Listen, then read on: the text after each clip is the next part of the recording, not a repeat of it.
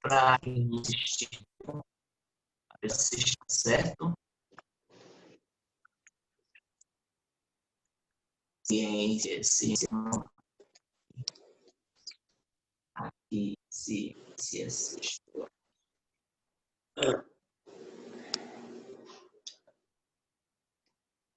118 é? Isso.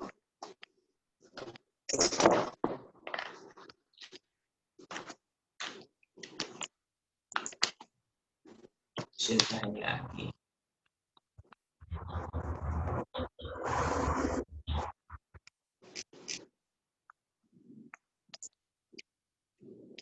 Pronto, Raquel, eu vou... Reproduzir. Sim.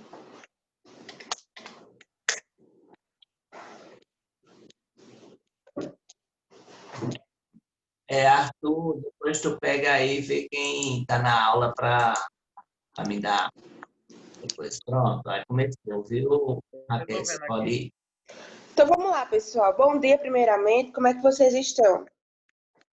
Espero que vocês estejam bem.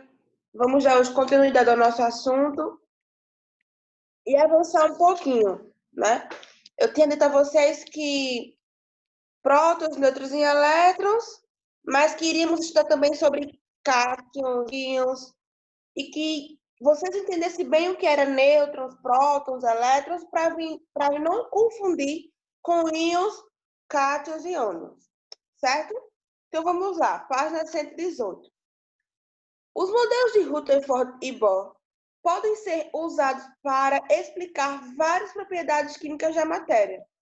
No entanto, novos experimentos levam cientistas a modificar os modelos atômicos mais uma vez, após o descobrimento de novas partículas. Hoje se sabe, por exemplo, que prótons e nêutrons são formados por partículas ainda menores, os quarks. Entretanto, para compreender o modelo atômico atual, são necessários conhecimentos em matemática e física, coisa que vocês amam, né? E ainda mais aprofundados. Você viu que, ao longo da história das ciências, um modelo ou uma teoria científica aceita em determinadas épocas, às vezes, se tornam insuficientes para explicar as teorias, e os modelos antigos podem continuar sendo usados dentro de certos limites para explicar determinados fenômenos. Por serem mais práticos, fáceis de visualizar e de compreender, os modelos de Rutherford e Bohr continuam sendo utilizados para fins didáticos. Íons, ânions e cátions. Em um átomo neutro, o número de elétrons, que são as cargas negativas, é igual ao de prótons, que são as cargas positivas. Portanto, em um átomo neutro, a carga elétrica total é zero. Em certas condições, o átomo pode ganhar ou perder elétron. Grifem aí, por favor. Em certas condições, grifa, em certas condições, o átomo ele pode ganhar ou perder elétrons, deixando de ser neutros. Ah, professora, porque a senhora pediu para eu grifar. Mais na frente, vamos ver que essa transição de elétrons entre ganhar e perder vai fazer muita diferença para um átomo. Porque é através desse compartilhamento de elétrons que a gente vai descobrir novas coisas. Então, há um compartilhamento de elétrons entre os átomos.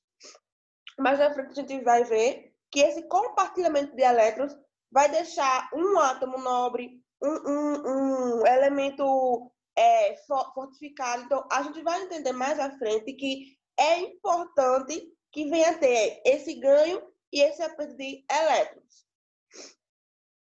Neste caso, passa a se chamar íon.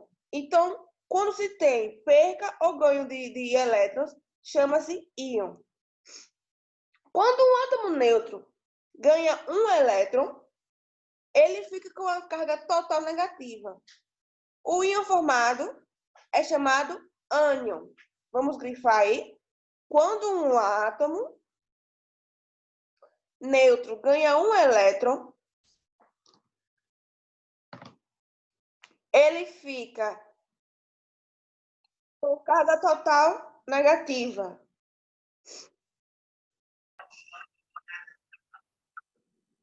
O íon formado é chamado ânion. Tem mais alguém com o microfone ligado aqui? Deixa eu dar uma olhada. Sou eu, vou ligar. Tá. Quando o átomo neutro perde um elétron, fica com carga total positiva, já que passa a ter um próton a mais que o número total de elétrons. O íon formado é chamado de cátion. Então, geralmente, quando eu coloco isso na prova, aplico isso na prova, as pessoas ficam perdidas. Peraí, o que é elétron, o que é próton, o que é cátion, o que é ânion? Basta lembrar que um está dando surgimento ao outro. Então, cada vez que você grifa, você vai memorizando. É grifando, é escrevendo, é reescrevendo. Então, grifem, se preciso for, coloquem no caderno, anotem, façam pequenas anotações, porque é de extrema importância. Geralmente, eu falo sempre, costumo diferenciar um íon de um próton, por exemplo. Eu sempre estou pedindo esse tipo de diferenciações. Então, se vocês não estão grifando, não estão prestando atenção, não estão lendo, nem reescrevendo, fica difícil vocês aprenderem e entenderem como funcionam as formações de cada um, certo? E aí basta só entender que as formações de íons, ânions e cátions derivam-se de elétrons e prótons, tá? Então, sabendo o que é um elétron, o que é um próton, vai saber a derivação, que vai se tornar íons, ânions e cátions, certo? Continuando. Temos aqui uma figura que representa a transformação de um átomo de lítio em um cátion pela perda de um elétron. Então, perdendo elétron ou ganhando, ele vai substituir por um nome. Perdendo elétron, ele é chamado de cátion, passando a ser representado por Li. Mais na frente, a gente vai ver que existe uma tabela periódica. E essa tabela periódica, ela vai possuir várias siglas. PB, C, H. E vamos entender que cada sigla dessa, ela é uma substância, ela é um átomo, certo? Que são as nomenclaturas da tabela periódica. Por exemplo, aqui tem um Li, que é o lítio. Ele é representado em sua nomenclatura na tabela periódica, é o Li, certo? A figura também representa a transformação de um átomo de flúor, cujo símbolo é um F, em um ânion pelo ganho de um elétron, passando a ser representado por F-. Os íons devem ser sempre representados pelo símbolo do elemento químico, que estudaremos neste capítulo, acompanhando sua carga elétrica. Página 119.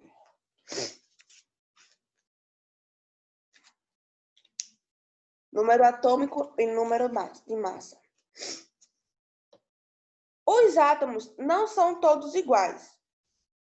Os átomos que formam uma barra de ferro puro, por exemplo, são diferentes daqueles que formam uma chapa de ouro puro ou de alumínio. O gás de hidrogênio é outro exemplo de substância formada por um tipo de átomo diferente daquela que forma o ferro, o ouro e o alumínio. Mas o que os torna diferentes? Há uma diferença entre esses átomos que explica muito de suas propriedades físicas e químicas: o número de prótons. O átomo de hidrogênio tem um próton. O átomo de ferro possui 26 prótons. E o de alumínio tem 13 prótons. O número de prótons é importante na identificação de um átomo. Esse número é chamado de número atômico e é representado pela letra Z. Vamos grifar aqui. Número atômico é representado pela letra Z. Grifaram? Vamos lá. Todos os átomos com o mesmo número atômico, isto é, com o mesmo número de prótons, pertencem ao mesmo elemento químico e têm propriedades químicas iguais.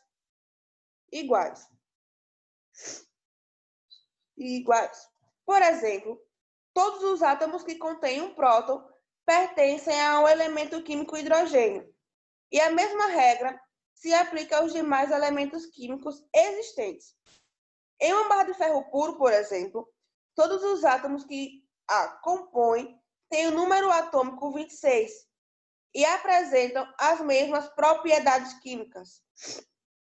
A soma do número de prótons com o número de nêutrons de um átomo é chamado número de massas, que é representado pela letra A. Vamos grifar aqui a soma de números de prótons, grifem aí, com o número de nêutrons é chamado de número de massa. Professora, por que a senhora está mandando a gente grifar? Lá no primeiro ano, no primeiro e no terceiro ano, vocês vão ver que o professor vai passar para vocês calcular a massa de um átomo. Então, como é que você vai calcular? Você só vai precisar saber o número de prótons e de nêutrons. Então, é necessário vocês tenham um certo conhecimento, tá? Embora no nono ano eu não venha cobrar muito isso, mas lá no primeiro, no ensino médio, eles aplicam isso. Vou chegar logo dizendo, lembra que no nono ano vocês deram que o número de massa é só somar o número de prótons com o número de nêutrons? Então, resolva essa questão. Aí você vai ter que ir lá, olhar o número de prótons mais o número de nêutrons e identificar o número da massa. Através do número da massa, a gente pode chegar a outra denominação, que a gente vai ver mais a seguir. Vamos lá. Que é representado pela letra A. Como o número atômico é representado pela letra Z e o número de nêutrons pela letra N, pode-se escrever A é igual a Z mais N. Quem é A? A vai ser o quê? Número de massa. Z, alguém lembra? Acabamos de ler. Número atômico, inclusive eu grifei, não foi? E o N, número de nêutrons. A organização dos elétrons num átomo. Vamos lá. No modelo de Rutherford e Bohr, os elementos giram em torno do núcleo de um átomo em diferentes órbitas. Essas órbitas têm raios diferentes, isto é, estão a distâncias variadas do núcleo. Um conjunto de órbitas que estão a uma mesma distância do núcleo é chamada de camada eletrônica ou nível de energia. Eu aprendi na faculdade sobre nível. Eu não entendi chamada eletrônica, e sim nível de energia. Nós possuímos níveis e subníveis de energia. Mas pode ser conhecido também como camada eletrônica ou como nível de energia, certo? Cada professor, ele sempre tem o seu método. Eu aprendi nível de energia, mas camada eletrônica também, ela também é denominada para esse tipo de dissociamento que existe nas órbitas, certo? Observe o quadro das figuras. As camadas eletrônicas são identificadas pelas letras K, L, M, N, O, P e Q. A primeira camada, a camada K, é a mais próxima do núcleo do átomo. A camada Q é a mais distante.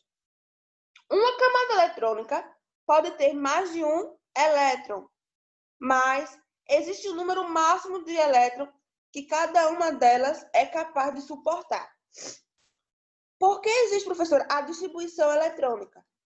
Porque cada nível de energia ou cada camada eletrônica, ela possui uma quantidade específica de elétrons. Deixa eu ver uma melhor forma de explicar para vocês. Olhem aqui para mim. Por exemplo, eu tenho um potezinho com algodão dentro, tá? Deixa eu ver. E digamos que esteja super lotado de algodão. Vai chegar uma hora que ele não vai caber de tanto algodão, certo? Então, o que é que eu faço? Eu pego outro pote e vou transferir para ele. Pronto, transferi o algodão para outro pote. Agora temos 2 potes com algodões equilibrados. Mas caso nesse pote também não dê, tem bastante algodão aqui, aí você vai distribuindo um pouquinho para cá, um pouquinho. E assim vai até chegar em uma camada eletrônica ou um nível de energia que suporte os elétrons. É assim que acontece com os átomos. Se eu tenho um átomo que ele vai possuir um número atômico de, sei lá, 25, 30, a gente sabe que a primeira camada, que é a camada K, não vai suportar. Por quê? Porque ela só pode receber 2 elétrons. Eu posso pegar 20 quilos de algodão e colocar aqui dentro? Não. Por quê? Porque aqui eu acho que cabe no máximo, não sei, 100 gramas, tá? Eu não posso pegar 20 quilos e colocar aqui, porque eu sei que aqui recebe 20 gramas. Mas se eu pegar, sei lá, centenas disso aqui, eu sei que vai dar para distribuir os algodões. Mas nessa camada aqui, nesse nível de energia, não vai caber. Por quê? Porque se eu tenho um número atômico 25 ou 30, na primeira camada só valem 2. Então, eu vou distribuir esses elétrons pelas camadas. Camada A, L, M, e a gente chegar aqui. Ah, professora, então, digamos que a camada se errou na camada M. Então, ali vai ser a última camada onde os elétrons vão se formar lá, na camada M.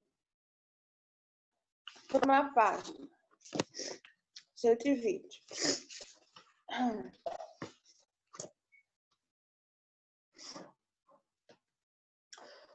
O E tem 2 elétrons e, por essa razão, tem apenas a camada K.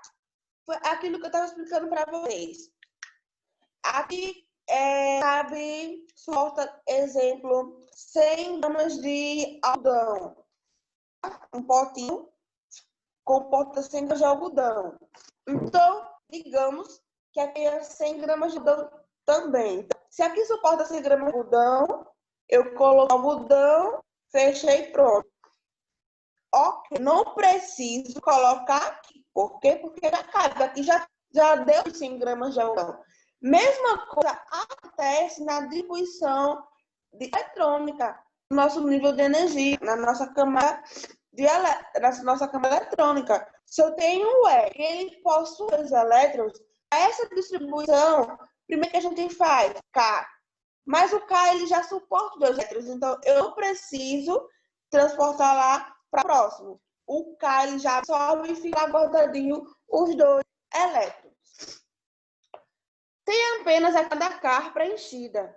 Já o lítio, que tem 3 elétrons, tem 2 camadas eletrônicas com elétrons, a camada K e a camada L. Por quê? Porque, lembrando, o K suporta 2, já o L suporta bem mais, não é? Então, o L ele vai captar lá aquele 1 elétron que está faltando do elemento químico. Quanto maior o número de elétrons no átomo, mais camadas eletrônicas preenchidas ele terá. A distribuição dos elétrons nas diversas camadas obedece a algumas regras.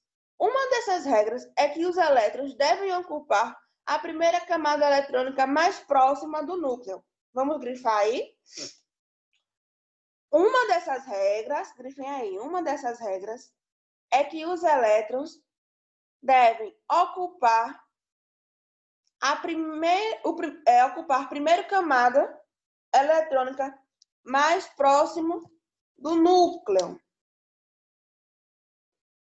Depois que essa camada estiver preenchida, os elétrons excedentes passam a ocupar a camada seguinte.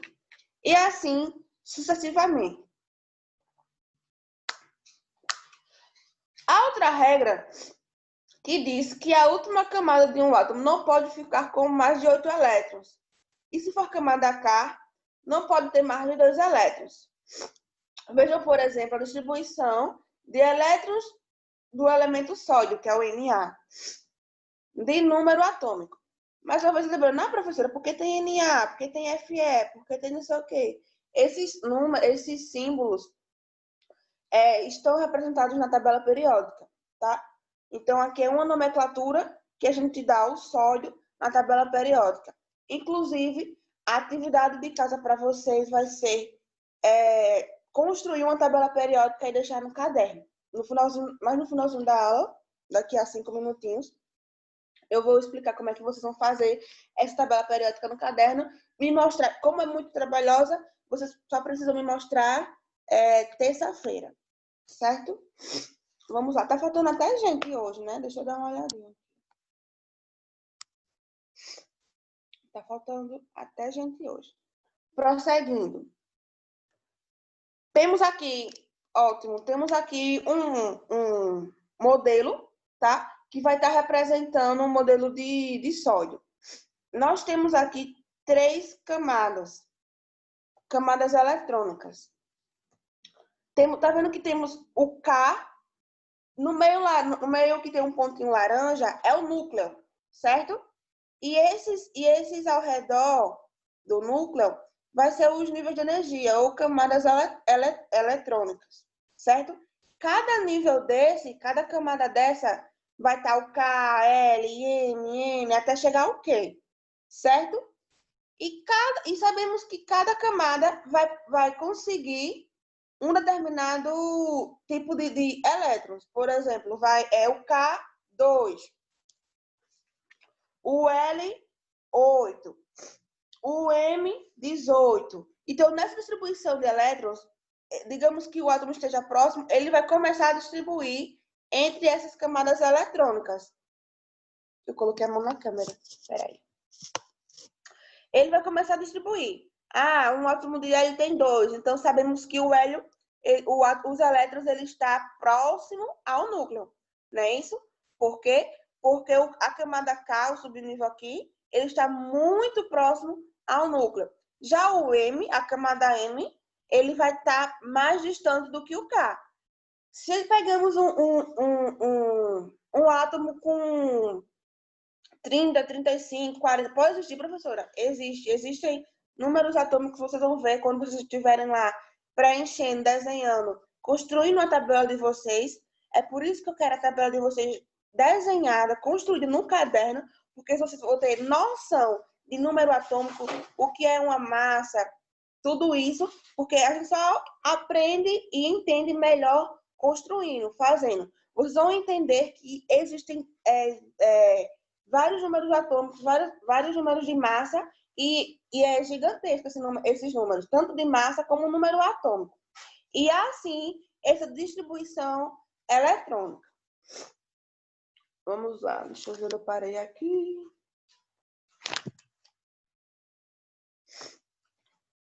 Vamos ver como os elétrons restantes são distribuídos nas camadas seguintes. O primeiro impulso nos leva a pôr 27 elétrons na camada N, que comporta até 32. No entanto, como neste caso ele acabaria sendo a última camada, não poderia ter mais do que 8 elétrons. Por isso, utilizamos mais camadas. A camada N deixa de ser a última e fica com 18, que entre as quantidades máximas de todas as camadas é a quantidade mais próxima de 32. Ficam faltando ainda 9 elétrons para distribuir. Eles não podem ficar na camada O, pois ela seria a última e, segundo a regra, a última camada pode ter no máximo 8 elétrons. Então, a camada O fica com 8 elétrons e 1 elétron fica na camada P, como mostra a distribuição do césio. O césio ele possui o quê? 2 elétrons na primeira camada, 8 elétrons na segunda camada, 18 elétrons na camada M, 18 elétrons na camada N, 8 elétrons na camada O e 1 elétron na camada P. Agora preste só atenção como eu quero a tabela de vocês. A tabela periódica vocês têm no livro, tá? E quem não tem um livro, professora, eu não vou fazer porque eu não tenho um livro. Não tem problema. Vocês têm internet. Vocês têm o maior site de pesquisa do mundo, tá?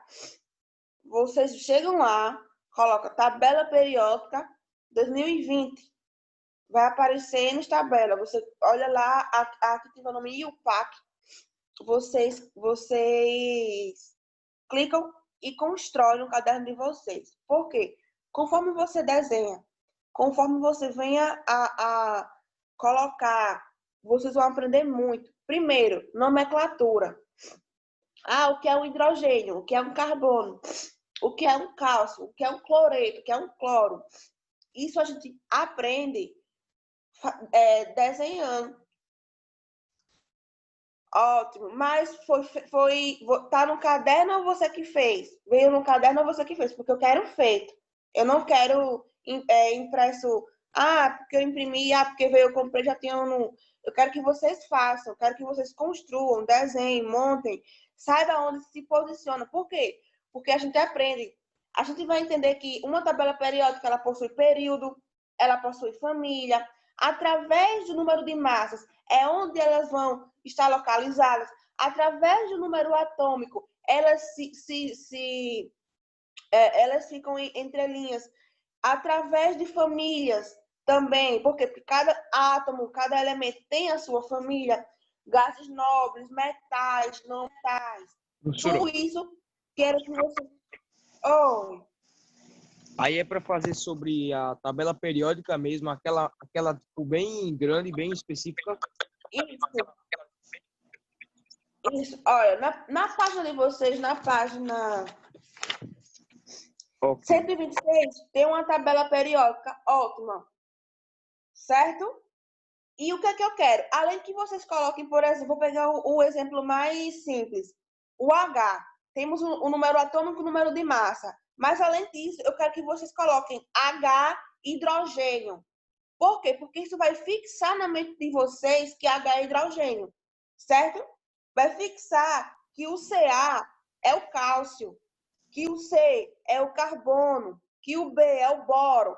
A professora só sabe tudo isso porque a gente tem que desenhar, fazer para aprender. Eu não posso chegar aqui e falar... eu já vi essa tabela já. Pronto, isso. Eu não posso chegar e falar N, O, F, o que é? E vocês perdidos. Só falar. Vocês podem saber o que é, mas não podem entender, ou podem entender e não podem saber. Então, para vocês compreenderem melhor, vocês desenham no caderno e vão colocando H, hidrogênio. Eu quero o número de massa que tem aqui em cima, que tem embaixo, número atômico que tem em cima. E isso tudo vocês vão entendendo melhor. Professora, eu não vou aprender tudo. Não vai, tá? Porque são diversos aqui. Mas os principais eu acredito que vocês vão ter noção. O S, que é o enxofre, o P, que é o fósforo. Então, tudo isso vocês vão compreender melhor. Então, eu quero essa tabela no caderno. Eu quero que vocês coloquem o H, o LI, mas que não venha só a nomenclatura. Eu quero que vocês coloquem o nome de fato. Não venha ser só o nome da substância. Eu quero que vocês definam. O H é o quê? H é hidrogênio. Entendeu? O F é o quê? É o ferro. O B é o boro. Eu quero que vocês façam tudo isso. Porque vocês vão entender melhor, vocês aprendem mais fácil.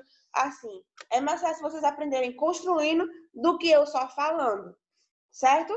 Então, essa atividade que eu faço com vocês, como é um pouquinho trabalhosa, eu sei que é trabalhosa porque eu já fiz. Então, tem a próxima aula minha, vocês vão ter bastante tempo para fazer, certo? E me mostrar. Eu não quero, eu quero ver no dia da aula, falar, cadê a tabela periódica? Vocês vão pegar o caderninho de vocês e me mostrar.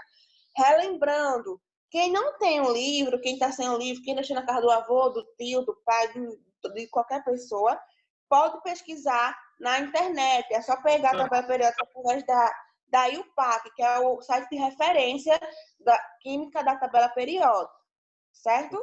Então, não deixem de fazer, porque vocês aprendem mais. Próxima aula, vamos falar rapidamente sobre alguns elementos químicos e começaremos já a introdução da nossa tabela periódica, Tá bom? A aula de hoje termina aqui.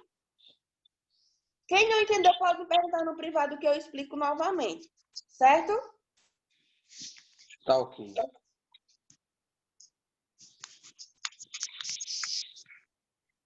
Pode desenhar assim, João Vitor. Eu acho que é João Vitor que perguntou.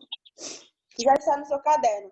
Mas, se não tiver um nomezinho, que é o significado, aí você vai colocar o significado, certo? Porque algumas tabelas periódicas tem H, CO, não sei o quê, mas não tem dizendo o que é, tá? Não adianta você só colocar lá o O e não saber o que significa ele. O O é o oxigênio, eu sei que você sabe. Mas tem outras nomenclaturas que vocês não podem entender, certo? Se lá tiver a substância, mas a nomenclatura, ótimo, excelente, pode fazer sim. Mas se não tiver, o objetivo dessa atividade é fazer com que você entendeu pelo menos 30% da tabela periódica, certo? Então, esse é o meu objetivo. A de hoje, alguém mais falou? Deixa eu ver. Pronto. A aula de hoje termina aqui, certo, pessoal? Qualquer dúvida, estarei disponível. Tá ok. Pronto. Agora o negócio é mais comigo finalizar.